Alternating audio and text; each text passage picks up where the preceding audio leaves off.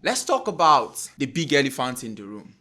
How do you actually start a business? This is one of the most common questions that I usually get from people around me. Sometimes you hear questions like, what kind of business do I start? I don't have any idea of I don't have any idea, so I can't start a business. Sometimes people will tell you, I don't have any money to start a business. But the truth is, that's not actually the question they're trying to ask.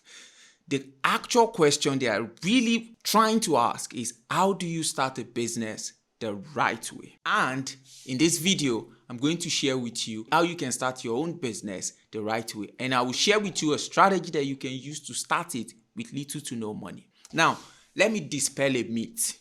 First off, you do not need a lot of capital to start a business. You don't, especially in this day and age. An average 16-year-old boy can go on YouTube, learn how to learn a particular skill and offer it to the nearest local business. And that's it. You're in business. So you don't need a lot of money to start a business. That's one. Secondly, business is not hard, I promise you. Business is as simple as having something to offer in exchange of money. So far you have something valuable to offer in exchange of money, you're in business, baby. Okay? So you don't need to overcomplicate it. You don't need to create the next phase. You're probably not going to create the next Facebook at this stage. You're probably not going to create the next Uber. The most important thing is we want to get you on the ladder. If you're on the ladder, if you're generating a momentum, you're able to raise capital, you have something to your name, then you can start thinking about creating the next blockbuster, whatever you want to do. At that point, the world is your oyster. Do what you like. But at this point, let's start something granular. Let's do something that is actually practical. And that is what I'm going to share with you today. Now, first thing first, let's talk about the type of businesses that are out there. I know that you have a lot of ideas, okay? Maybe you're thinking of starting a dropshipping business, info product business, coaching and consulting. Then you're torn in between all of these types of businesses. You don't know which one to start. And maybe you're like me, you probably have the skill to do each and every one of them. And that's one of the worst part of it. That's one of the causes of overwhelm, especially when you're starting a business, right? Now, there are only two types of business. You have a product-based business and you have a service-based business. Those are the only two types of businesses out there. They are subdivided into two different subcategories, which is physical or digital. So you can either have a physical product business, which are e-commerce businesses, like Amazon, retail, all of those kind of businesses. Then you can have a digital product business. Amazon Kindle is a digital product business where you can sell your ebook, you can sell courses. They are digital product businesses.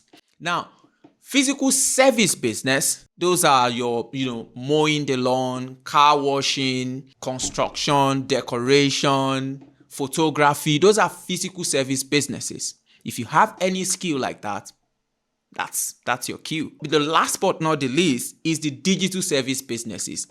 Digital service businesses, these are digital marketing services. These are, content creation services. Editing services. Sometimes software as a service as well. Those are digital service businesses. So those are the only type of business you can start. So no need to overcomplicate it. Majority of people start their business with an idea. Trust me, take it from a guy who has started almost 8 businesses and have failed 6 of them. I promise you. And one thing that I've noticed over the years is most of those businesses that have failed the starting point was an idea. And here's the pitfall when you're starting a business with an idea. The pitfall is you have an idea, you go out there, you create your idea, okay? And now you bring it into the market and you start throwing it into the market, so looking for something that sticks. That particular method is expensive, ridiculously expensive. And if you're starting from scratch, you don't have a lot of money, you don't have rich dad to sponsor you, that might be a no-go area for you. But there is another strategy which you can use to start. You don't need to go to create the product and go look for market for it. No. You want to create the market first. You want to create the demand first. Then you create a product for the market that you already have. That is the best way to start a business. Now, this strategy that I'm going to share with you, does that guarantee success? No, nothing is guaranteed in business, my friend. Absolutely nothing. But this strategy would increase your chances of success and reduce your chances of failure. And that is why we're using it. And I learned this particular strategy from Ryan Moran. He's the author of 12 Months to $1 Million. Very amazing book. But here's one thing about that book. It focuses on e-commerce, but you can actually apply it to any other business out there. Okay? Now let's get into the meat of the thing. First thing you want to do is rather than starting with a business idea, you want to start with your customer in mind. Okay? You want to start with your who. Who do you want to serve? That is the first question you should always ask yourself if you've decided that, yes, you want to go into business, you want to become an entrepreneur. Who do you want to serve? Don't start with an idea. If you have an idea, that's fine. Write it down somewhere. It's good. But the first thing you need to ask yourself is, who do you want to serve? If you can identify who you want to serve, then half of the problem is solved. How to do this is as simple as look around you. Look at the people that are close to you. Or sometimes it could be you, it could be yourself.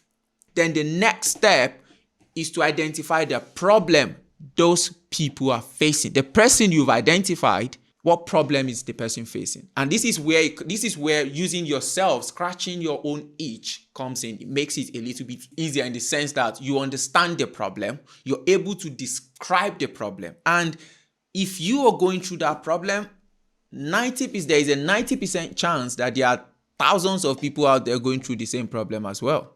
All right. I'll give you an example. I started a business last year selling shoe insoles to nurses. Now, personally, I'm a nurse. My background is a nurse. Most of my friends are nurses. Okay. And as a matter of fact, the business was created to scratch my own itch. All right. And when I was discussing it with some friends, I realized that these guys are facing the same problem as well. Now that I know that, okay, this is the problem, they're struggling, nurses, they spend a lot of time on their feet and things like that. So I went out and say, now that we've identified the person to be a nurse, the problem to be spending a lot of time on their feet, their, stress and all of that. Then I went out to look for the solution. At this point, this is the point you start to think about something, a solution. Either the solution could be a product or a service. Either it could be a digital product or a physical product, or digital service or physical service. This is why I said you should not start with an idea. You see, we got to the third step before we even think about the product at all. This is where you need to create solution. What is it that you need? What is the solution you want to create to this problem that your person is going through? Then you go to the next step of validating that product. Now, how do you validate that product? It's as simple as going back to your people. The easiest way to do it is to create a community for these people. People that look like, if it's yourself, people that have the same characteristics as you, the same demographics, and sometimes the same psychographics. You want to gather them in the same community. You can use school, it could be a school community, it could be an email list, it could be as basic as Facebook group, or it could be a Discord community as well. Wherever you decide to build a community, it doesn't matter. The most important thing is bring them together. And I usually recommend at least 100 people in the same community. That is a very good standpoint, okay? And building communities like that these days, you can do it for free through content, okay? Thanks to social media. You can do it for free. You don't need money to do it. Then when you have your community, you can then move to the next step of presenting it to them. All right? Now you can present it to them as a pre-sale or as a wait list. The single factor that will guarantee the success of your product, or let me put it in a different way. The number one way to validate your product, because I get people asking me questions most of the time. Oh, is my offer going to work? Is my funnel going to work? Nobody knows, to be fair. Nobody knows what is going to work or what is going to flop.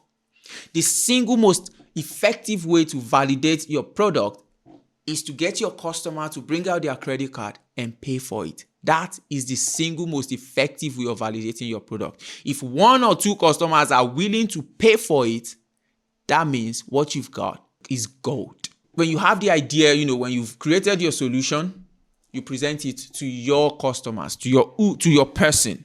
Present it to them. I prefer pre-sale. I just prefer pre-sale because it gives you that upfront revenue to go out there and then create the product. And this is the strategy I've been using in every business that I start. And at the same time, that's how I advise people as well. You want to start it as a pre-sale or a waiting list, as basic as waiting list, if you're not comfortable selling what you've not created yet. Though I will advise you go with pre-sale, but if you're not comfortable, that's fine. Don't need to stress. You can just do a waiting list. All right. So for pre-sale, if they're able to pay you any money, if they're able to pay you for the product, even without seeing it, even without the fact that even without creating the product yet, trust me, that is the highest form of validation that you can get. All right. If it's waiting list, it's fine as well. It shows interest into your product. All right. So then you can now have the confidence. After going through this phase, you can have the confidence to go out there and create the product. The beauty of pre-sale is pre-sale gives you the money upfront. So you don't have to even invest in creating it out of pocket. You have enough money on your hand to go out there and create something for your customer. And those first few customers, they will be the one to give you the reviews, your first few reviews. And when those reviews comes in, those are the things you will leverage. Please and please stop waiting for capital before you create any business, okay? Because no investor will invest in an idea unless that investor is your dad, your uncle, your family. Of course, they know you personally. But no angel investor will invest. I won't invest in your idea as a matter of fact because it is not proven yet. Because money is like a fuel and there is no point in adding fuel to a dead wood. But when you add fuel to a burning fire, it burns brighter. And that is why investors don't invest in ideas. They invest in something that is getting traction already. Okay? Because money amplifies. Money doesn't start, it amplifies it. Okay? If you're not able to manage $1,000, if you get $1 million tomorrow, there's high probability that you won't manage it properly as well. So that is why you need to start from where you are. And this is your playbook. First off, let's recap again. First thing you need to do is identify who you want to serve. The second thing is you identify what problem that person is going through. Third, you identify the solution to that problem. Then fourth is you create a minimum viable version of that product. Then you present it to them. Then go out there, create your product, and prepare for your launch. Launching a product is another topic that we'll talk about in another video. But for now, I hope you get everything you want in this video, and I hope you're able to follow these footsteps and it gets you to where you want to go. Once again, thank you very much for listening in, and see you next time. Take it easy.